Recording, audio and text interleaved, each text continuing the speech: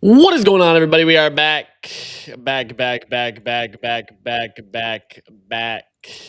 Man, yesterday was crazy. We hit pretty big on a couple things, which I was happy about.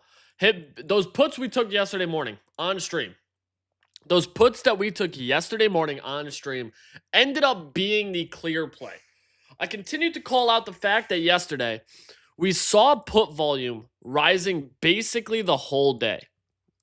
Like, this was the thing I kept noticing yesterday throughout the day, this bottom left chart. Look at this put volume all the way up into FOMC, right up until about 2 p.m. And then when war started talking, dot comes out, markets tank, puts continue to increase. They drove puts up the entire day. It was basically clear somebody was not confident in the FOMC meeting yesterday at all. Somebody was on the inside, ready to let us know that they knew before we knew. So I had picked up those puts yesterday, and those puts went from $1.50 to $8. I got out of one at 211, one at 240, one at 535. So one we hit for a nice calm little bink for 300%. Then on top of that, we also hit Solana short yesterday. I'm really proud of you for joining the dark side and riding those puts. They've been printing money when done right. Yeah, I mean, I just got to keep tabs on the data because a lot of times I let my emotions trade and not the data, and that's kind of the biggest issue. Today is what's known as OPEX, operations or options expiration date, and they call it a triple witching. Yeah, that's kind of the thing where Easy, when you're able to teach class, wait until Easy remembers you can trade puts on Robinhood outside of market open hours. Chianti, I know I'm not allowed to use Robinhood. I am banned from Robinhood until I go and get my license updated. So story time real quick. Long story short, I got banned from Robinhood. As many people know, I backpacked Europe and Asia for like 4 to 6 months, 2 years ago. Not last year, the year before. From July until November. July, August, September, October, November, like 5 months. And I opened the app internationally too many times that it wanted me to verify that I actually lived in the US because I was opening it in like Belgium, Germany, Albania, and then all of a sudden opening it in Asia. So they flagged the account for being hacked. I own a ton of Robinhood equity, a ton of shares. I own a ton of shares, and I can't use the app at all. Cannot use the app whatsoever. So that kind of sucks. Yeah. But I can't use it. It's on my to-do list of things I got to do. I just found out the other day too, my license was suspended. Got a letter in the mail and they were like, yo, your license is suspended. I was like, what the fuck? What do you mean? So I had to pay off a ticket for that. That got reinstated. All of a sudden, this $80 ticket that I got for speeding turned into like $400. And then I got this letter from the IRS and I was bugging. I was like, holy shit, I'm smoked. Like, I'm in danger. I opened the letter. It's a $600 refund check. I don't want to show too many details, but this hand go up. $624.36 refund check from the IRS from 2024. So I was like, yo, I'm screwed. I'm so screwed. So screwed. And sure enough, I got a refund check. So I was like, cool. That's pretty freaking sick. Like, I'll take it. I'm not mad about it. One second. Is my autofocus on? One sec, chat. There we go. I spent 8 in Miami-Dade jail for a 10-year-old unpaid ticket back in 2018. English, I know, dude. That was my concern. I knew I had the ticket. And I got the letter in the mail, and they're like, dog, the fuck are you doing? So, we charging easy for this therapy session? Probably. Should charge me. But, dude, there's a lot going on. I want to talk today about FOMC. I want to talk about the S&P's overnight price action because that grinded up. We obviously have market open in 20 minutes. I want to talk about MicroStrategy. I want to talk about some prediction market stuff. I want to talk about SpaceX. I want to talk about NVIDIA's AI stuff, Anthropic's AI stuff, Midjourney's AI stuff. And I found a video of Matt Damon rapping. So a lot of stuff I actually want to talk about. Also, Kintara now trading at all-time highs. Dude, there's just a lot going on. Yesterday was relatively quiet. And today's like probably going to be on the longer side. Today will probably be on the longer side for stream today. So yesterday I know I had to end short. My dog threw up, so I had to skedaddle. But yeah, I gotta say, we had what I think is hawkish tonality yesterday. Some pretty hawkish tonality from the Fed that I think is like a lot of people yesterday were. I actually got a text yesterday. I don't want to read who it's from, but I got a text yesterday from a good friend. And they said, I see you say you're bearish about FOMC, but I keep seeing others say otherwise. I know there's different takes, but do you have a dumbed down way of why it's bearish? And I just said, very bluntly, so much of the Fed says multiple hikes this year. Warsh can't save them forever. And he said, so everyone's looking at smaller picture, not bigger picture. And then I said, yes, look at the 2-year yield in the DXY. That was the two main things. The 2-year yield and the DXY were the two charts that I was like, dude, these do not look good. Like, look at this. The dollar index is at 100. This goes over 100 and risk on assets are going to sell off. Hard. It's why I almost lean going short at market open. Like, you're still not, this chart does not look bullish. You did not reclaim the highs. You're making lower highs. He did say good day instead of good afternoon. That was another one. Q's reclaimed highs, which this is the one thing that might pull the market up. QQQ reclaimed their highs. S&P did not. Dollar index is up. The VIX is down bad, which is crazy. VIX is back to 17.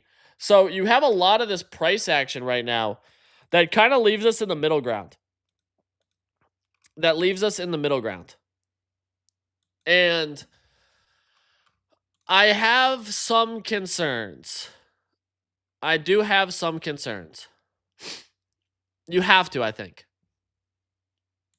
Then you also have all this shit, dude. We signed the MOU, and I looked at the MOU, and I was like, dude, this shit's kind of bearish. Like, how can you say... I understand we may be playing chess here, but I don't know.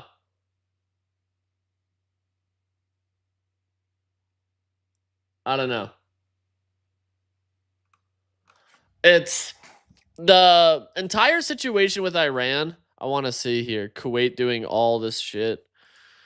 Adobe, Amazon, Microsoft, Amazon Cloud Services, antitrust. Vance has a press briefing at 11. Jobless claims. Jobless claims came in under. Oh, it's 1,000 over. So basically in line. Fed manufacturing index estimate was 10. Yeah, not too much. Yeah, they're issuing waivers for Iran oil exports after the MOU deal. Let's go to Walter Bloomberg. Yeah, he was all over this. Iran's official news agency on MOU text. Iran reaffirms that it will not produce or acquire nuclear weapons. That's the biggest thing. No nukes. Iran deal will be signed over the next 48 hours. News agency on MOU text, 2 parties commit to reach a final deal in 60-day negotiation that can be prolonged. So basically what this does is just kick the can down the road. That's why I'm like, I don't know if I fully believe a lot of what's been going on with the MOU text and a lot of the context on it, just simply because all this looks like to me for the Iran MOU. I want to just see what the actual verbiage was. They posted the fully executed Memorandum of Understanding, which now takes effect. The Islamic Republic of Iran and the U.S. and their allies in the current war, by signing this MOU, declare the immediate and permanent termination of military operations on all fronts. We'll ask again, do I let Miss Chianti get the HELOC to redo the kitchen and laundry room, or do I continue to hold out until after midterms? I mean, Chianti, I think rates go up. I think rates are going to go up multiple times. The dot plot was so hawkish. They're calling for 2 to 3 rate hikes this year, with over 50% leaning that we're going to get multiple rate hikes this year. So I think right now where rates are, you're sitting at like 7%. I think in general, you're going to end up seeing higher rates. So if you take out a HELOC now, you'll get better rates on it than if you do it later. At least until 2028. In 2028, when they start cutting, that's when it can get really interesting, because now you're going to get better bang for your buck. But right now, not a bad move, especially with signals that they're hiking. With all the signals pointing to a hike, I lean against waiting, personally. I want to just take a look. Options are going to open up pretty expensive today. Options will open up pretty expensive. But I wanted to read this real quick. Islamic Republic of Iran undertake to respect each other's sovereignty, commit to negotiating a final deal in 60 days max. So that puts us at the end of summer. We're looking into August at that point. I don't love this memorandum, because 60 days can get extended too, which is like another concern. Upon the signing of the MOU, the Islamic Republic of Iran will make arrangements using its best efforts for the safe passage of commercial vehicles, no charge for 60 days. The traffic of commercial vessels will immediately start, and considering the need for removing the technical and military obstacles, demining, regional partners have mutually agreed upon at least US $300 billion for the reconstruction and economic development of the Islamic Republic of Iran. So we're giving them $300 billion. U.S. undertakes to terminate all types of sanctions. Why is that so fucking blurry? Oh, here we go. Here are the main key points. Full removal of the blockade within 30 days. Full enrichment infrastructure with only the existing stockpiled material to be downblended on site under supervision. No new concessions on its existing nuclear PT commitment. Their missile program and support for resistance groups are explicitly removed from the final deal. So they're going to let Iran keep ballistic missiles and allow them to support resistance groups.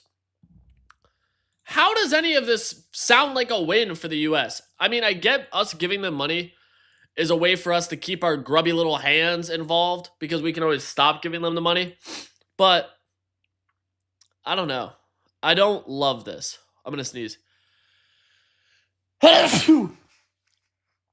So, thoughts on Strike? Yeah, so I wanted to talk about Strike here too, because this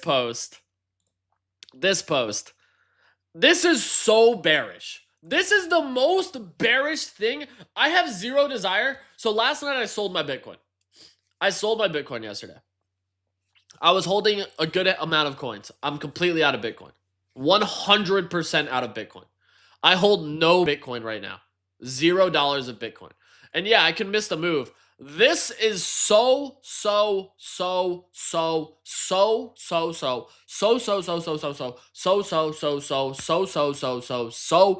incredibly beyond bearish.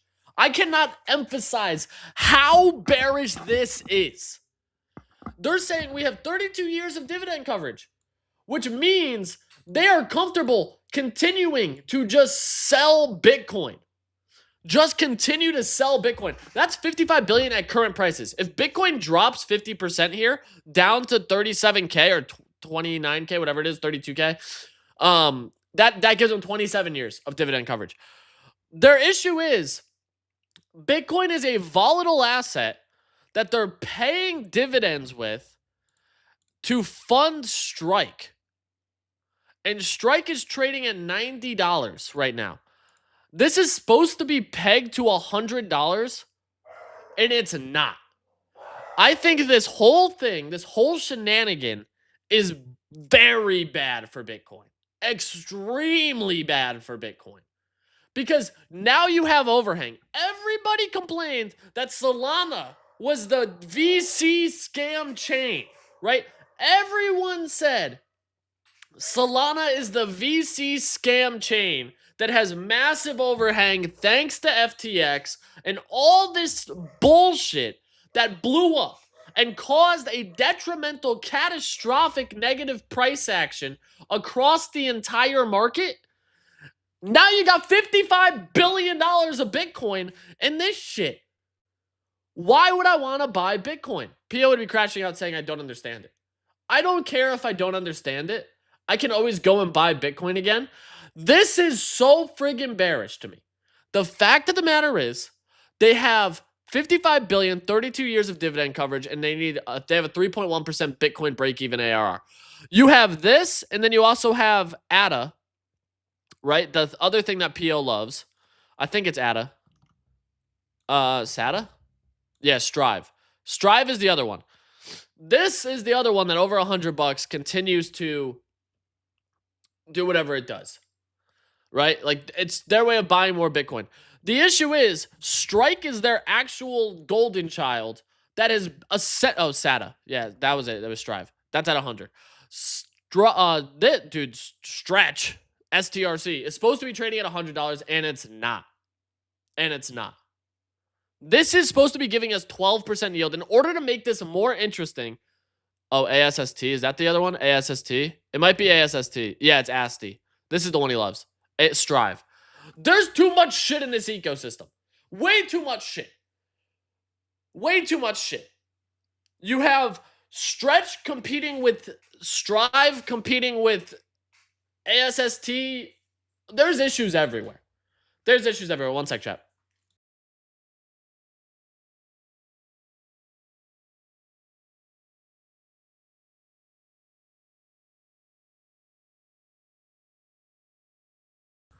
The lady brought me a drink.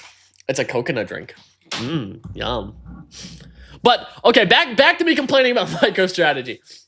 Wall Street would destroy Sailor. He's in a sea of sharks. All of this is so bearish. It just make, like, when I saw this post, I was like, oh, dog, we're in a bad spot. This is a bad situation. There's not a good sign here. It was supposed to be for the people. You know, I want to ask Wayfinder right now. I want to just ask Wayfinder a question, because Wayfinder is, Pio Legitimate is one of the most degenerate portfolios I've... Dude, same! Pio talks about me being a degenerate. This shit is beyond degenerate, bro. Beyond degenerate. Okay, I want to ask... Hey, Wayfinder. Hope you're having a good day. Is Stretch, MSTR, etc. a Ponzi scheme? Because this shit sure seems like it is. And now STRC has depegged from 100. And they are saying, from a social media post, they'll keep selling Bitcoin.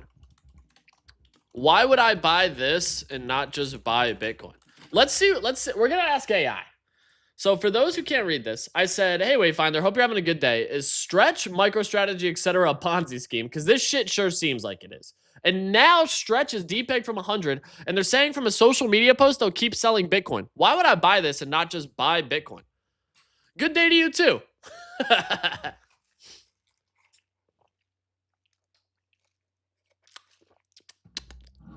It's a blue coconut lemonade energy refresher.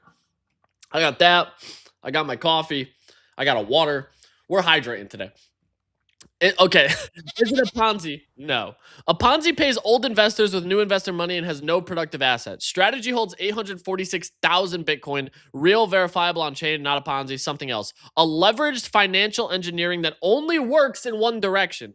The flywheel. Worked beautifully in a bull market.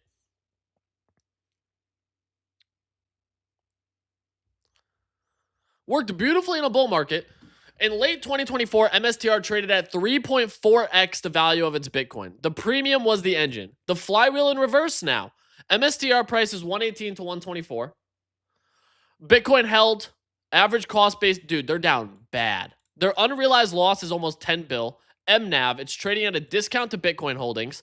Strike is 11 below its $100 par record low. Total obligations are 22 billion. So they have 22 billion of obligations and 55 billion in Bitcoin. So almost 50% of their Bitcoin balance is already in the red. When you're at a discount, issuing shares destroys the value per share. The flywheel stopped. Worse, they sold 32 Bitcoin to pay the dividends. The bull case, you're buying $1 of Bitcoin for 82 cents at Bitcoin's last 126 high. A 1x NAV would imply MSTRs over 300, roughly a 2.5x from here. If the discount closes, you outperform. I know, yeah, I know it's not actually a Ponzi. I know it's not actually a Ponzi. It's a colloquialism.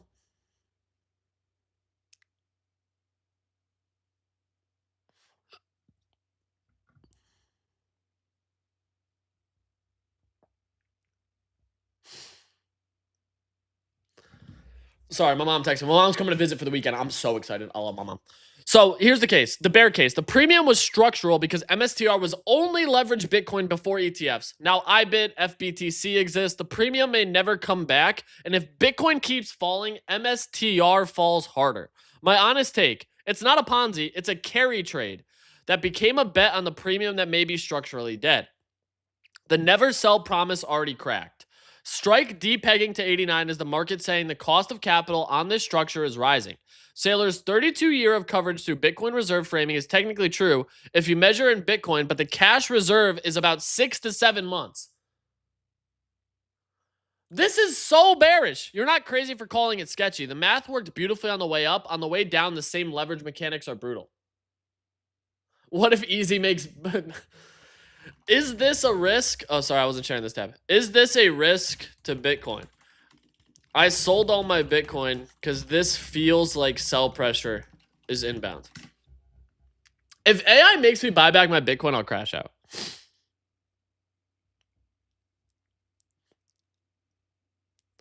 If AI makes... I get why you hit the sell button. Seeing the largest corporate Bitcoin holdings funding engine sputter is genuine unsettling. But let me separate signal from noise.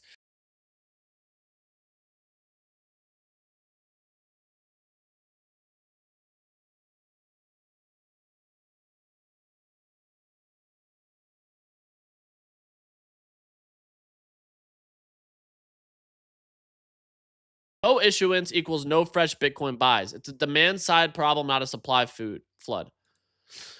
Obligation. Oh, it's still responding. So on the timeline, MSTR will be the first company to draw down 90% ever. I cut out.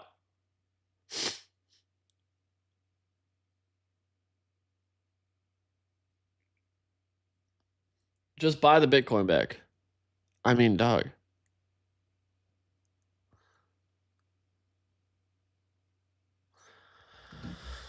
Why did it stop? You stopped answering.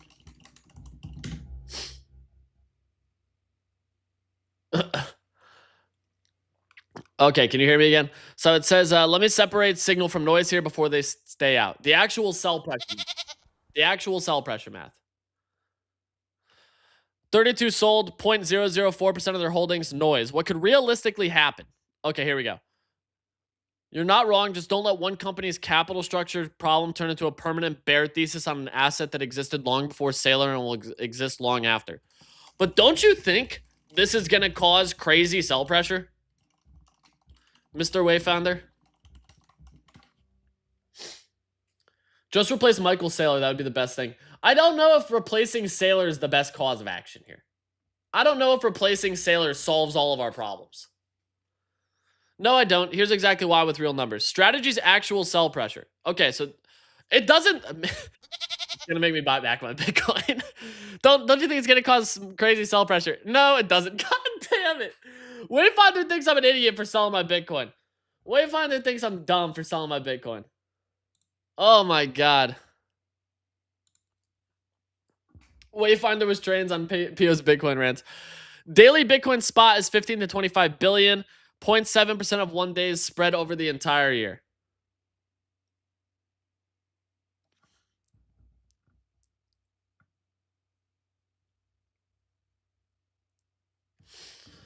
Buy it back. I'm not buying it back. I'm not buying it back. We're out of the Bitcoin trade for now.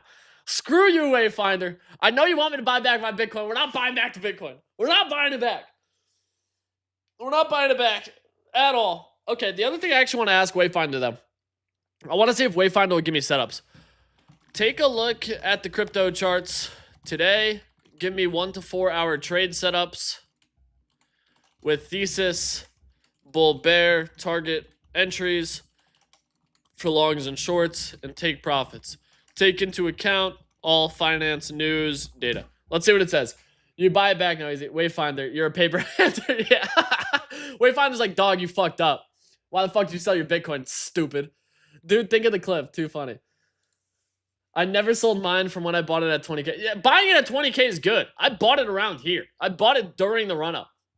I was up exponentially. And now we're not. We just got market open too, by the way. So we just got market open. S&P opens up 1.2%. My goodness gracious. Let's see what we got for the data. We about to pump. Market just digesting the FOMC. Okay, so calls coming in. We're still heavier on puts. Today is what I call a witching day. So let's see what we got here. Big nodes down low. Gamma looking at 7,500. Calls coming in.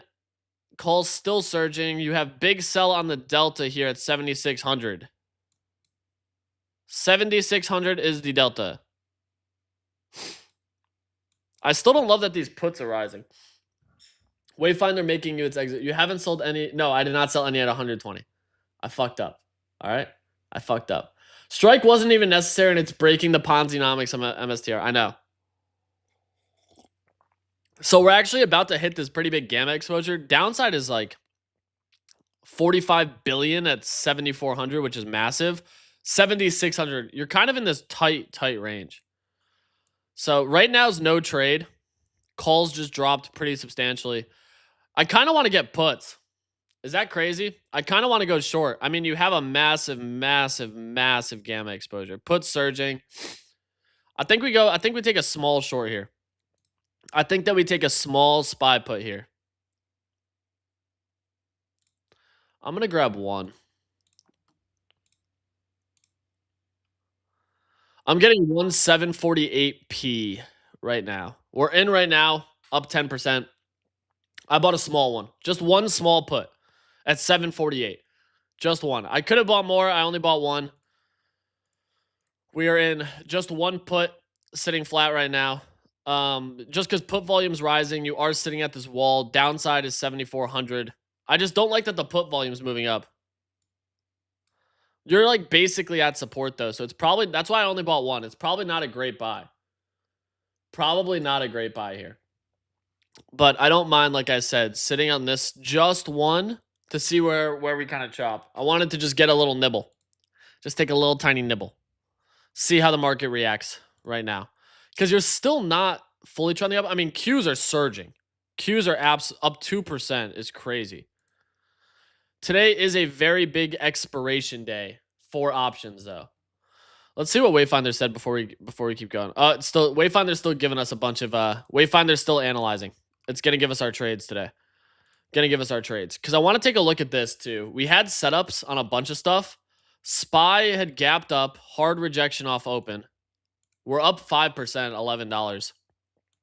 Not a big day right now, up 20 bucks. Yeah, I mean, it's moving. We're up 10%. I guess I should have scaled in way harder. I should have scaled in way harder. We saw the puts. We saw the puts surge and the calls fall off a cliff. And now we're dropping under this gamma node. So, I mean, 7,400 could be on the table, which would be crazy. Would be crazy. So, up 30 beans right now, 12%. Almost up 40 bucks. Small day. Small day. I should have absolutely just gone in much harder, and I didn't. I was nervous. We read the data well, and I was just a little bit nervous. So, I want to see here because our setups, by the way, if you look, I had this line. We're breaking back under this 7,500. That was like our big line in the sand. This line's next target 75.50, 75.77. Q's rejecting in this box as well, which was the full gap fill. So we had full gap fill yesterday. I haven't bought SpaceX yet. I look at ETH. ETH is flat. We almost got stopped out on the long that we were in. Sol looks like it wants to give us this short. I would be interested in a Solana short if we get it. Bitcoin in the short. Bitcoin is in its short until down to 6,300. So overall, not too crazy. Oh yeah, we're up 30%. We're up $70 right now. The puts were the play. The puts were absolutely the play. Yeah, we're up 50% almost right now. I should have bought more. I only bought one. That was dumb. Should have bought more. We saw calls moving. Did not buy more, and I should have bought more. That was my fault. I should have bought more, and I did not buy more. That's on me, coach. That's on me. We're going to book the win here on this. Early. I'm selling this here. Yeah, just got out 45 bucks. So you guys can see, just sold that. Comp 45%er. Something slight. Yeah, pretty big rejection at open. So I don't mind booking an early win. Caught the SPY puts. Not a bad trade to start the day. Not a bad trade to start the day. I'll reassess later today, see how we're feeling. Kind of a, like I said, kind of a small trade.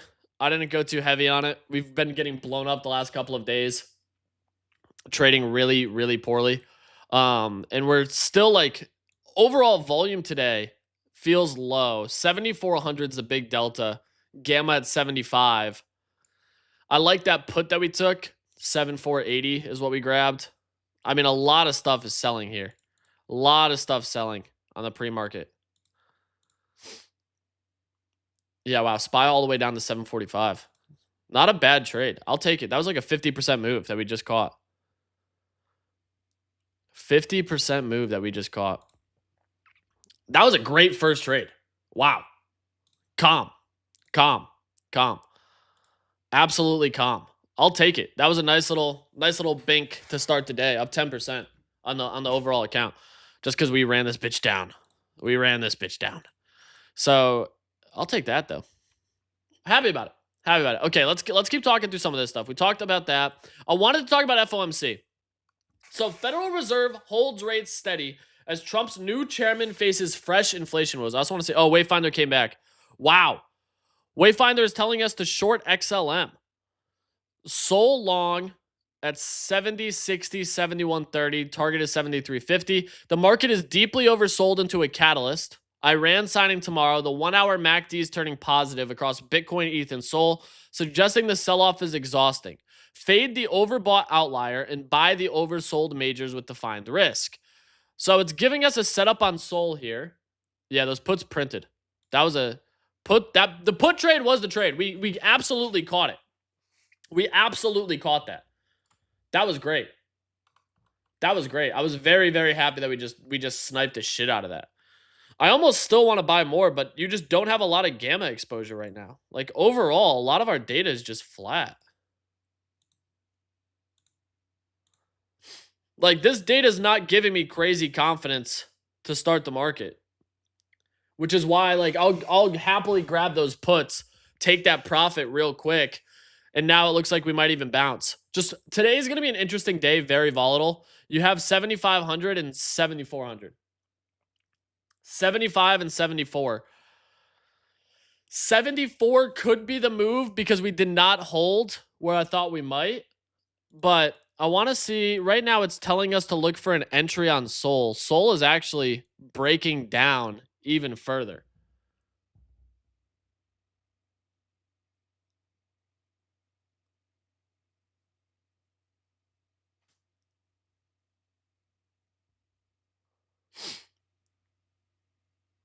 Feels good. Nothing like a nice early win. Just a book. I guess we should have held them a little bit longer. Yeah, they're up to $4. We would have had a 100% gain. Damn. Can't be mad about it. I should have gone way harder on it, and I didn't. All right, so I want to take a look. These are counter trend setups against a bearish macro. Position accordingly. 25 to 50. Dominant trend is still down until Bitcoin reclaims 67K. I don't love that the dominant trend is still down. But now we're starting to get a little bit of chop. There's just not much volume. You have 177 million, which is a fuck ton. This wall's dropping under 40. Huge sell pressure at 7,600. 129 here. This is also growing at 74. I'll keep an eye out if puts continue to drive up on this bottom line. But yeah, I took the trade. We took that put. We got out. I would be a little bit hesitant to scale into anything else too crazy today. So those puts are up to 425. What did we just sell ours at? 343. Damn. Left 100 beans on the table. Should have gone harder on it, and I didn't. But whatever. Life goes on. Okay. Sol is still selling.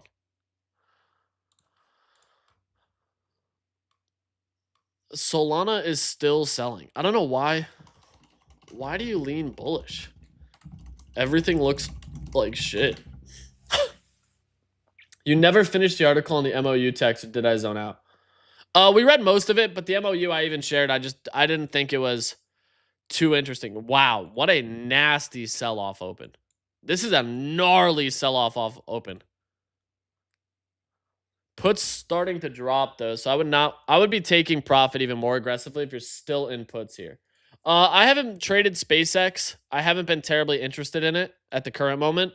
And largely a lot of this, everyone's saying like the FOMC wasn't as hawkish as you mean. The FOMC, in my opinion, is extremely hawkish. I think FOMC was extremely, extremely hawkish. I think it was extremely hawkish.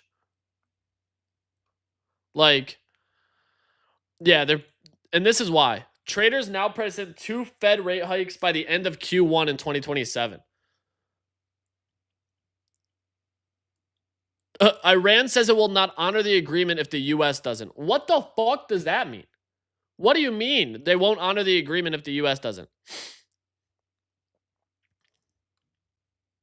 Wall Street faces a record 8.3 trillion in options expiration today. So yeah, this is the big thing: is a ton of options expire today, which is why I don't want to take any crazy positions. Yeah, that was where we should have sold the puts if we were still in them. But even right now, I'm asking, you're right, I was reaching. Let me be honest. The macro is genuinely bad. The actual tradable setups. Bitcoin short on bounce. Solana breakdown short. If Sol loses 70.59 with volume, it's going to 67.68 fast. Entry on a breakdown confirmation. Stop loss back above 71.50. Don't fade the Fed.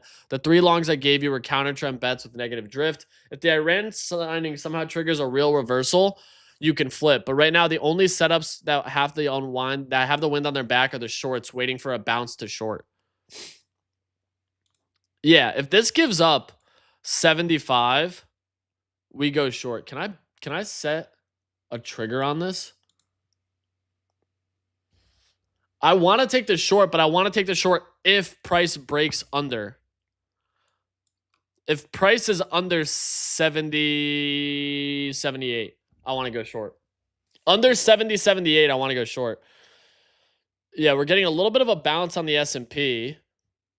Not terribly surprising. Gamma's still 7,500, so you may end up getting a pushback up here slightly. But data is real slim today. Data is really slim today. 52 bill on 7,600 sell. 40 bill on 7,400 buy. 7,500 looks like where they'll probably pin us, unless this grows. If this starts scaling up, we're going to go short again. Puts are still growing, though. Like another increase on the put side that has me nervous just for that downside pressure, right? You still have added downside towards 7,400. I almost want to... I think I might actually buy some more puts here. I'm going to buy some 740s that expired today at market right now. I don't love this trade, but I think we take it. Yeah, I just got filled on 2 740s. It's not the best setup. This is like a C- setup. C's get degrees, though. So I took a couple more puts for this 740, which is growing, and this is declining. So I kind of lean the downside. And I think I might actually go short Sol. I think I'm going to go short Sol. Basically at market. We're going to take a Solana short here at market. Just because I do think we end up having some substantial downside. All right, we're in the Solana short. I'll set my stops at like 72.19. So we are in puts right now in a Sol short 72.19. And I'd be looking for targets down towards like here. It's like 67, 68. We'll probably throw it at like 68. Just because I don't fully trust how the market's looking. I don't like this market setup. Kantara Q's at 40 plus across all servers. Yeah, I'm not surprised. Kantara is absolutely fucking cooking. Kantara is absolutely cooking.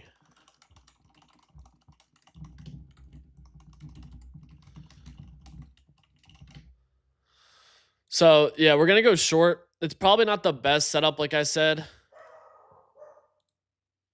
Especially with OPEX today. And now we're starting to get a bounce. Of course, I shorted the friggin' bottom. I still lean short, though. I still lean short. You have some calls coming in here. Gamma exposure rising. I don't trust any bounce right now. Because there's still a pretty substantial gap down to like 741.60. Like, you have a gap down here, which I'm watching. The game can only hold 1K players. Yeah. I'll talk about Kantara for sure. I actually kind of want to buy some more. Don't know where that just came from. Ugh. Yeah. I kind of want to buy more of these puts. I think this might be a dumb move, but I'm kind of interested in it. I'm definitely more interested in downside than upside today. I think that overnight move was a fake out. I do think the overnight move was a fake out. We're down about $40 on our Solana short.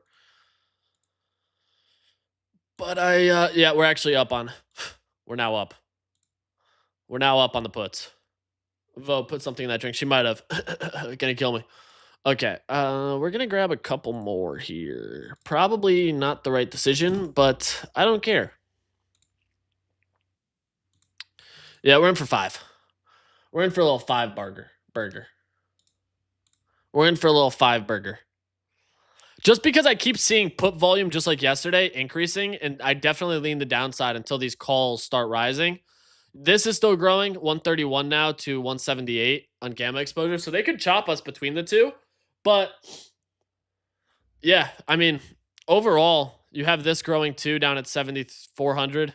I lean the short side. Yeah, we're up 40%. We're up $40 already. Just shorted Sol with you. Yeah, I like the Sol short.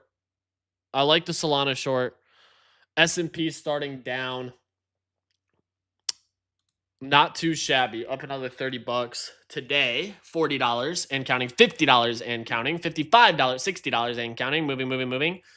Can we get a bid? Can we get a bid? Can the market get a bid? I don't know if the market can get a bid, but we are certainly short. Puts continue to rise. SPY is just showing so much weakness, man. It did not make a new high. Continued to stay in this downtrend. Qs have already given back 0.5%. Yeah, we'll have to see how the market shifts.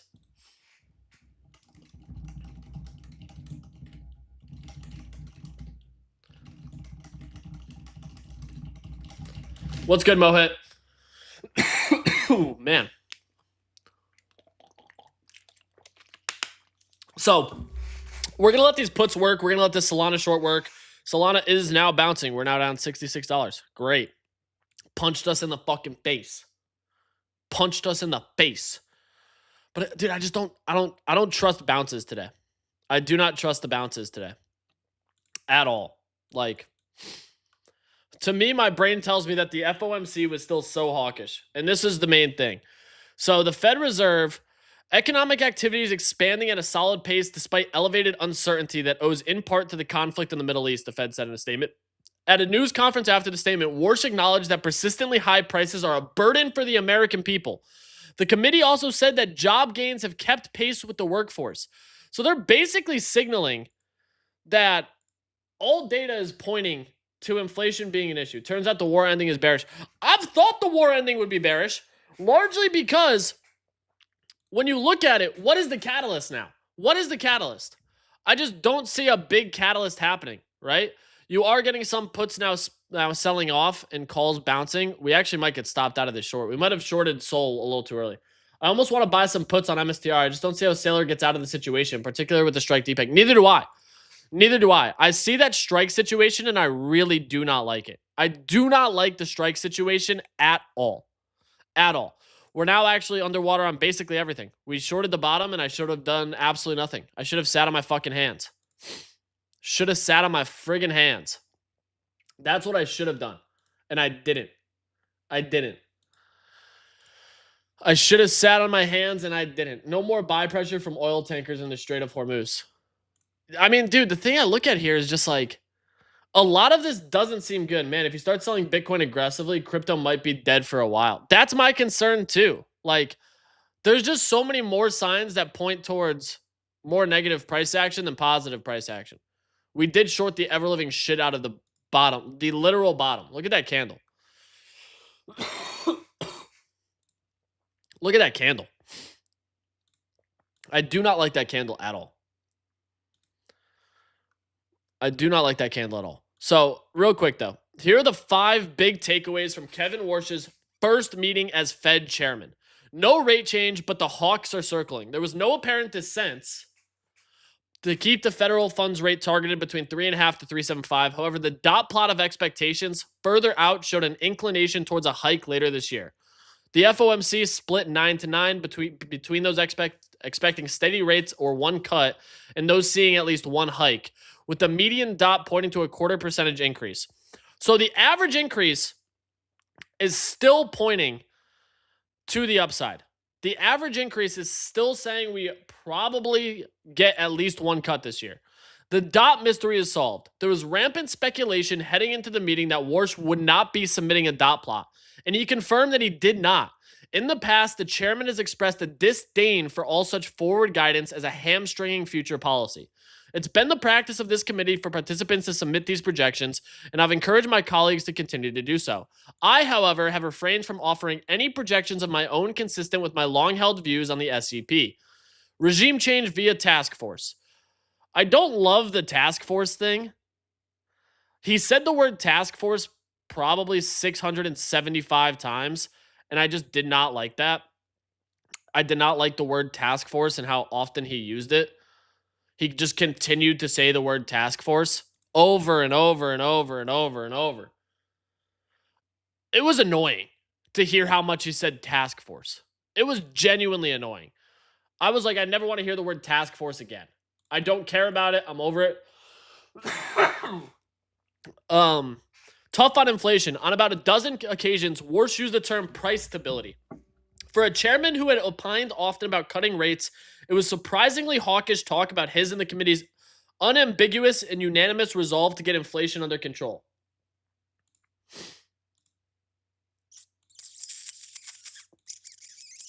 Man, we're going to get some funky price action today. We are bouncing kind of hard. Gave back those gains from earlier. What's going on with Strike? Is Strike bouncing? Nope. Strike is still selling off.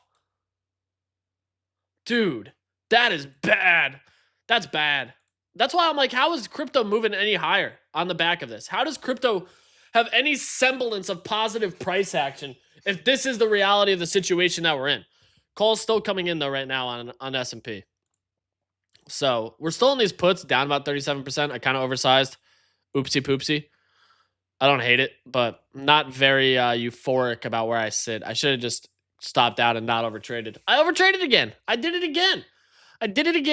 So I want to finish this, though, because I was actually genuinely interested in this Fed stuff. Brevity is the soul of wit, and Warsh also promised to revamp communications, and the first visible step was a dramatically abridged post-meeting statement.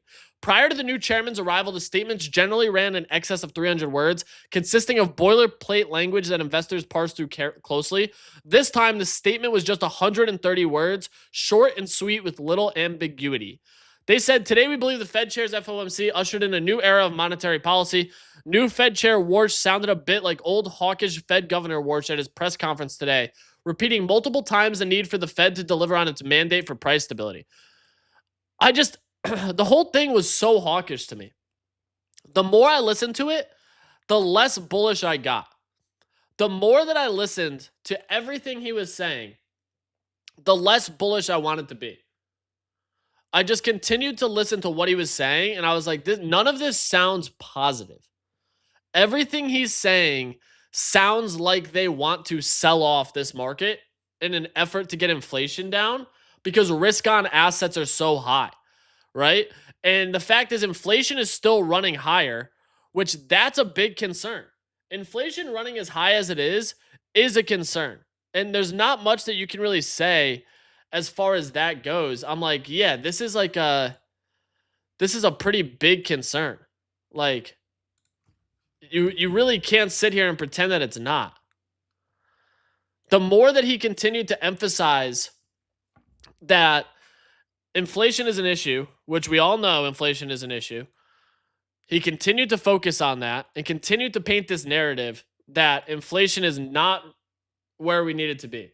If you would have bought Stretch when Pio shielded on here, you'd be down 10%. It's ugly. You can't sugarcoat it. It is fucking ugly. Like, it is ugly. It is ugly. At least our puts are now making a move back. And Solana giving back that brief candle. Solana giving that back. Watching this closely, though, calls are flat. Puts are dropping from where we were. I just think today they probably pin it somewhere close to here. I don't know if they really sell us off on a lot of the market. It's going to be a tough market to trade today because of everything happening with OPEX, right? This is not very bullish price action though. Like 741 would be kind of the target, which I think we could get down to. I kind of lean we might see that 741 area on SPY. We're at 744 right now. SPX dropping. Our puts are about to go green. Finally. Sailor has to juice the yield for Stretch to get it back to 100. The issue with juicing the yield is then you have to pay more out of pocket. There's just so much with this that I don't like. I'm like, dog, none of this looks good to me. Like, all of that looks bad. So, yeah, this is the big thing is we saw stock market today. U.S. stock market futures climbed Thursday with tech pacing gains as investors digested the signing of the interim MOC. The interim the MOC. The MOC. The task force dotted out. Oh, yeah, we read all that. I don't love the task force thing either from FOMC. I don't really like that. I think the whole task force narrative is a concern. There's just a bunch of shenanigans going on with this that I don't love. A lot of shenanigans going on that I do not love in the current moment. A lot of press from the hawkish Fed and the Fed giving us. So real quick, the reason a lot of people are like, why are you so bearish right now? The Fed said that they're so markets hate uncertainty, right? If the market hates uncertainty and you're not going to give us forward projections, we're going to basically live in an uncertain market, which leads to more volatile price action, especially around FOMC. So we're going to continue to see more volatile FOMCs. We're going to continue to see more volatile price action around the board, around the table, just largely because we're not getting forward guidance. The Fed chair's not giving us a dot plot, and we're now unsure of where the market's going to head basically every time the Fed talks. So you could sit here and pretend like that's optimistic, but the reality of the situation is all signs point to negative price action right now. All signs point to, for at least until the next Fed meeting, a very hawkish tonality. If we look at FedWatch as well, they got to be pricing in a few rate hikes, right? Yeah, July. Next month, 30% chance at a hike. I bet September's way high. September, they're pricing in a hike now. Officially pricing in a 50%, if not 62% chance, 66% chance of a hike. October, even higher. They're pricing in 2 rate hikes this year. 2 rate hikes. That is bad. That is very bad. 2 rate hikes is not what you want to see at all. To me, this is as bearish as you can possibly get. Do I think tech still has its boom? Yes. I still think AI is going to continue to show signs of life. I still think AI is going to show positive price action. I still think we are in this AI run that is not to be faded. But the reality is now you're going to have a lot of these Mag 7 companies doing what we've been seeing is these like at the money offerings. And the at the money offerings are NVIDIA, Google, Amazon will probably do one. All of this stuff points to a simplistic fact that we probably see more companies raising at these insane valuations to capitalize on the move higher. And that's bad, obviously. I think the intent of removing forward guidance is encouraging people to focus on economic and market data instead of trying to predict the Fed's next move. While this is a significant change, I think it makes sense because it allows policy decisions to be driven by current conditions rather than expectations set months in advance. I guess, but historically, it's better to have the market know what's coming. Historically, it's always been better for the market to know what's in store than trying to guess and hope that the data's because no two people read the data the same. No two people look at the data and feel the same way.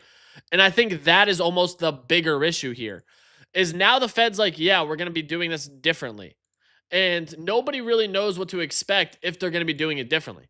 You look at it and you're like, okay, that feels like a change that we're not used to. And the market hates change. The market hates change and hates uncertainty.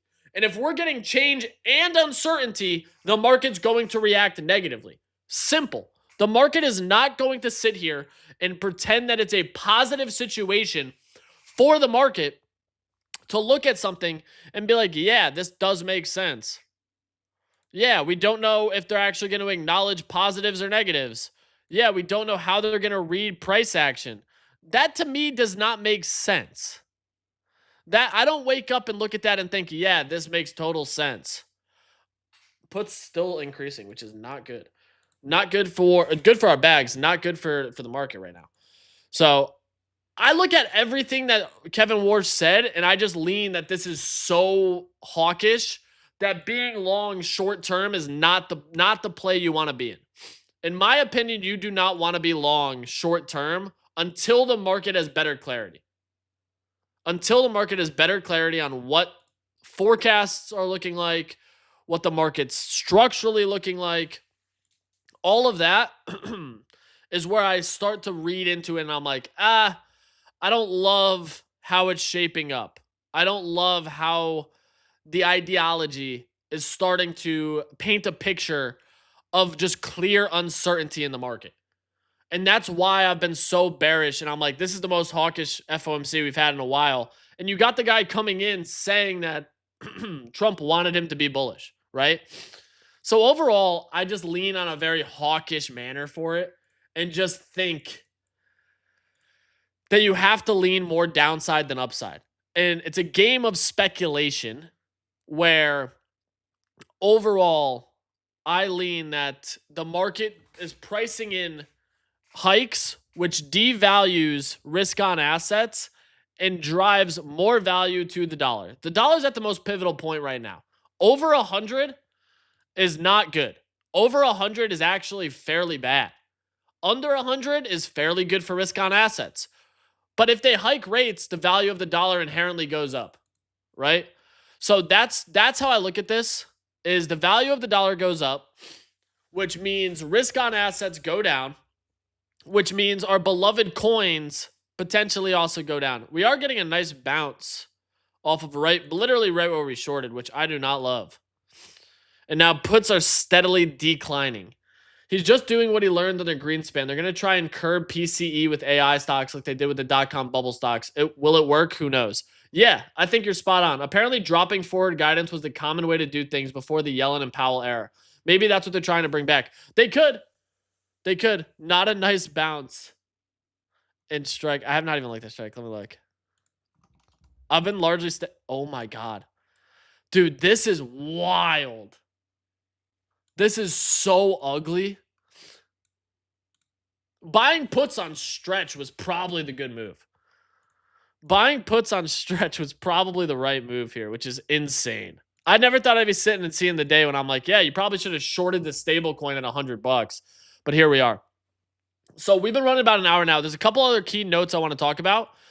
I did see this. Kentucky sues Kalshi and Polymarket, joining the prediction market legal battle.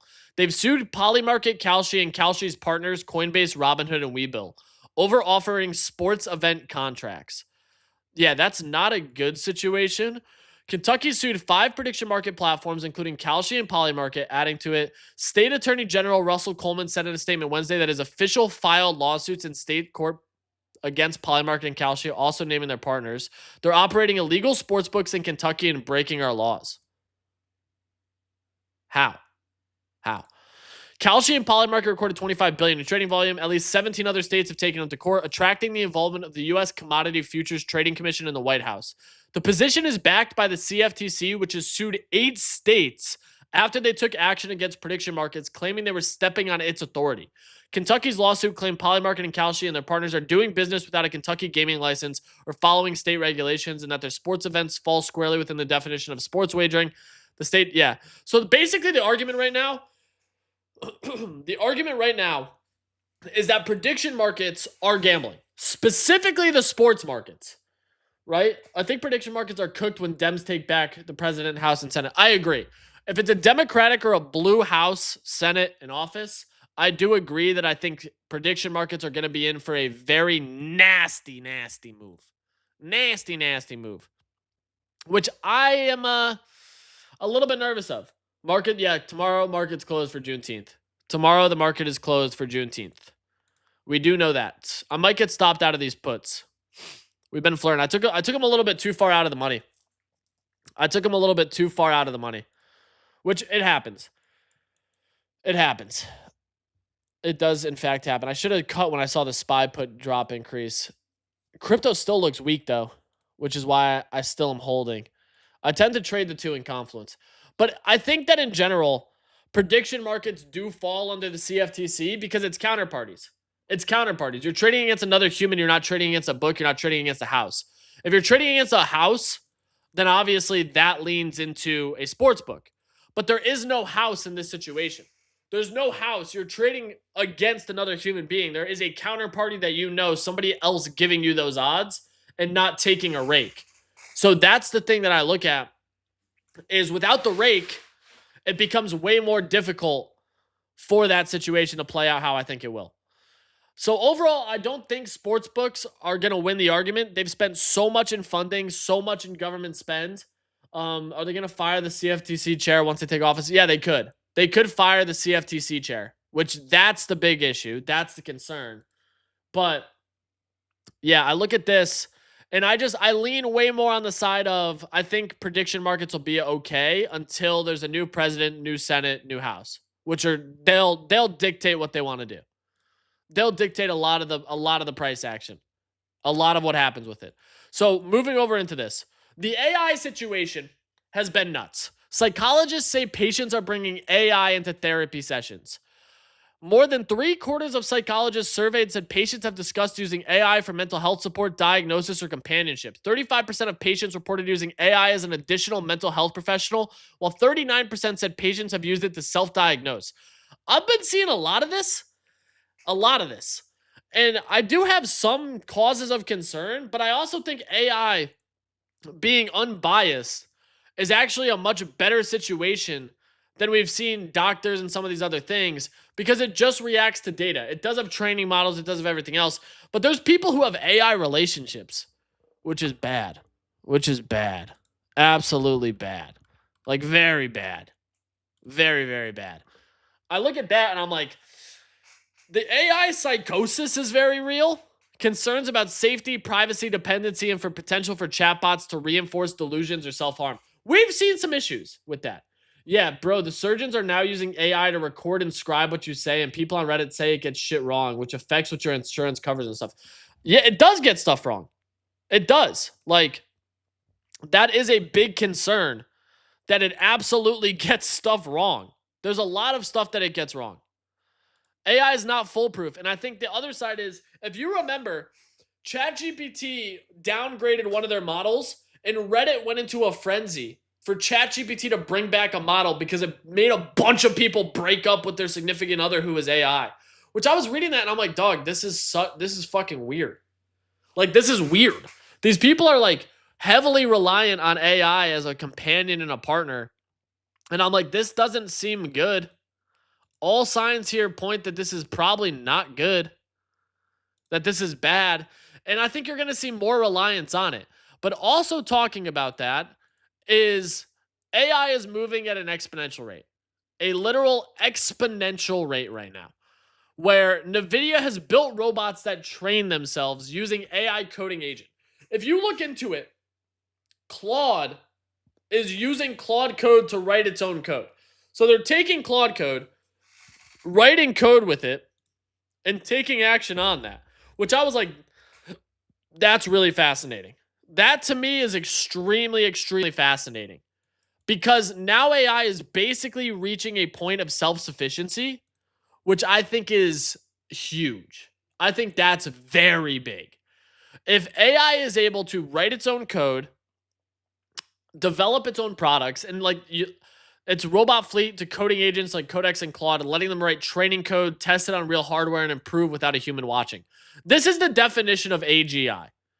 This is the literal definition of AGI, where robots are training themselves to become better. And do I think that's positive? To some extent, I still think there needs to be some level of oversight.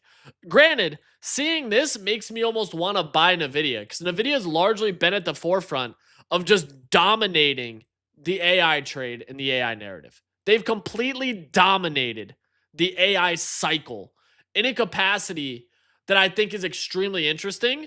Obviously, their chips dominate everything right now. Their graphics cards are the leading thing. But now NVIDIA is scaling from 1 robot to 8 to cut the time needed to master a task by more than half. Their token build grew faster than the time saved. So what I look for here, and the main thing here, I think NVIDIA is good price right now too. I do think NVIDIA good price. I like where NVIDIA is at. The thing that I get very interested in with this is the whole idea that AI will take human resources and human jobs is sort of getting to a point where you have to analyze the two main things. Two things. How much is it costing you to use AI? And is it costing you more than a human to do the job? Because can AI do it more efficiently? Sure. But doing something more efficiently doesn't mean it'll do it more affordably to get the same task done. And that's the bigger concern. I think that's the bigger concern dude, I was looking, I think like Uber spent like $1 bajillion because they did not have caps on their AI spend. And that was like, oh shit, these people are spending so much money. And that's a huge issue. So AI could theoretically take jobs, but it's not in an affordable state right now. That's the issue. AI is not in an affordable state at the moment. And until AI gets to an affordable state, it's very difficult for me to think that AI replaces a bunch of human jobs. Truthfully. Until AI, CapEx, and more becomes more affordable, which these Mag 7 companies are doing, is they're raising a bunch of money to fund CapEx. It's a little bit more difficult for me to be like, yeah, this makes more sense. I look at NVIDIA here, and I actually like NVIDIA's chart a lot. If you look at NVIDIA here, on the 4-hour, still in a clear uptrend, great consolidation. I would love to see NVIDIA break back above this for a move higher. So I'll be keeping close eyes on this because maybe we end up picking up some call options on NVIDIA. AI is on the green only at the startup level. All the big companies are in the red with AI. Yeah, that's the thing. These big companies are spending so much money on this, and it's just not at the moment realistic for them to be spending this amount of money. It's just not realistic for them to be spending this amount of money. I then continue to look at this, and obviously AI is going to be the hot button topic for a very long period of time. A very long period of time. AI is going to be the hot button topic. how it's used, who's using it, how much the spend is. That's where a lot of the focus is going to be, and putting guardrails in place, obviously. A lot of people are worried about the guardrails. A lot of people structurally worried about guardrails. And Anthropic, Google, DeepMind call for a US-led AI coalition. Anthropic CEO Dario Amodei and Google DeepMind CEO Demis Hassabis called for a US-led coalition. A dozen tech execs, Sam Altman, joined head of state to discuss opportunities and challenges. The thing that I continue to worry about and think about is how much of the government is going to keep funding AI spend, because that's where we're at right now. Is what does the government spend look like? How are people spending the government capital right now? And if the government keeps subsidizing this, then you're going to get into a situation where government spend may not make sense. What's your target for longs? I think NVIDIA hits all-time highs again. I'm like fairly confident in NVIDIA, but it's largely does the market continue to pull back? I love how Dario kept yelling about guardrails on AI, and he was the first one to get red taped. I know. It happens every time. The one who's actually on top of it is the one who ends up getting nerfed. Getting absolutely nerfed. So I do lean. I'm on the same boat as Dario. I think it just makes more sense to err on the side of caution for the AI trade, just because AI is literally self-sufficient right now. You have NVIDIA using robots to help code. Claude is writing Claude code with Claude.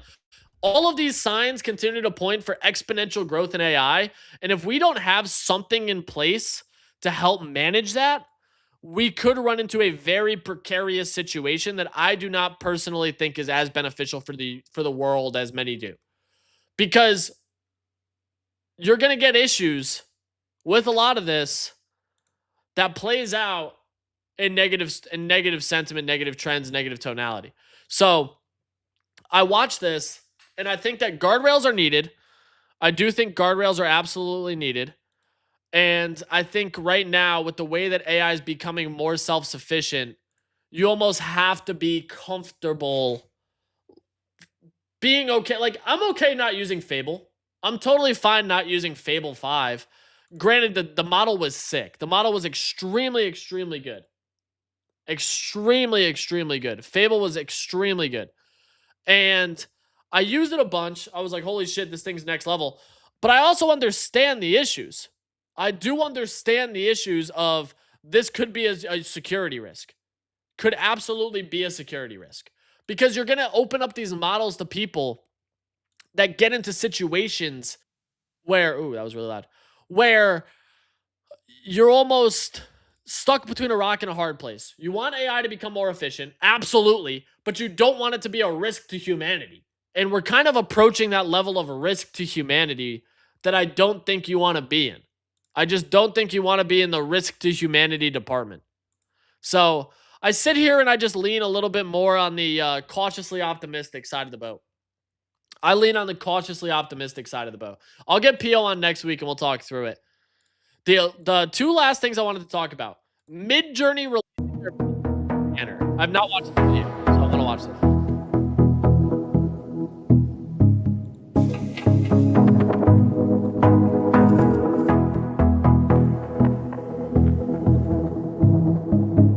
The fuck is this?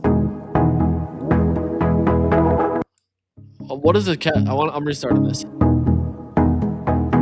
Don't read the text. We'll start with something called the transducer. When you put energy into it, it vibrates like a speaker. How do I say this? It's a 4-minute video. What the fuck? We're gonna 2x. Your sound mix energy transducers act as both speakers and microphones. We have 8960 transducers used in a grid. Each transducer is 200 microns wide. They vibrate over 50 nanometers, 10x smaller than the wavelength of visible light. Imagine a choir of singers, audience all listening carefully. Transducers are controlled at a rate of 100 million per second. Together, they fire in a pattern that sends out structured waves. The waves travel out at a speed of 1481 meters per second. You construct a ring of 40 of these in diameter. MRI in a sauna.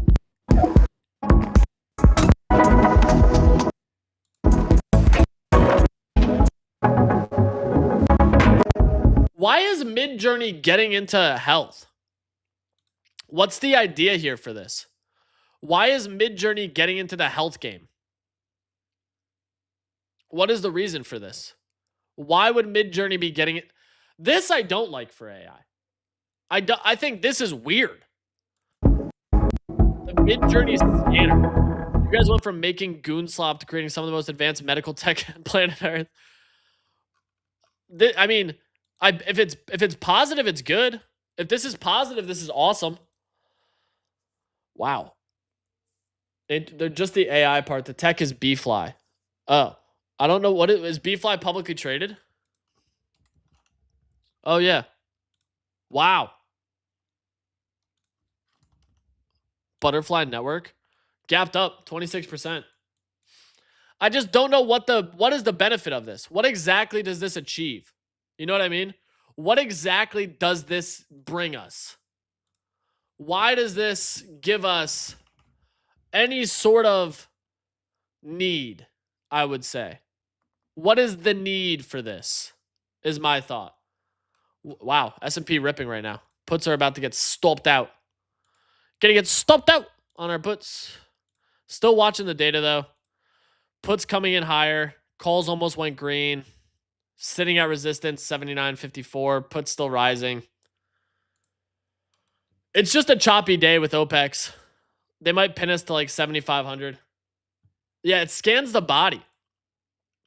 We hit our puts at market open. We made money at market open. We're still short Solana. Zero radiation for body scans. So that's the big part. Zero radiation for body scans is sick. That's a very positive thing. Apparently, it's 100x faster than MRI, 10x cheaper, full body scan in 60 seconds instead of an hour in a tube. Ultrasound-based MRI level resolution. Why is Midjourney doing this, though? Like, where did Midjourney come into play? Like, that's a disruptive technology that I think is sick and very positive, right? I think that is very positive. But I just don't really get where Midjourney comes into play.